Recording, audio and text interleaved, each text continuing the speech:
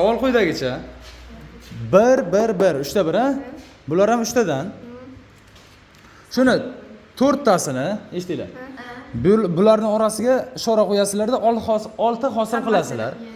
4 tasini topgan odamga 10 ming so'm, 5-sini topsang 20 ming so'm pul beraman. Bo'l 100 ming bering. Sen top? 100 ming? Ne bir bo'lmaydi. Bo'ladi. Bir ko'paygan bir. 2 ni qo'ysak 6 bo'ldi. 3 kere 3 9, 9dan 6. 4 ning ildizi 2, 2, 2. 3 ta 2 ning ildizi 6 bo'ladi. Xo'p. 5 ni 5 ga bo'lsak 1, 6. Xo'sh. 10 ming so'm mana.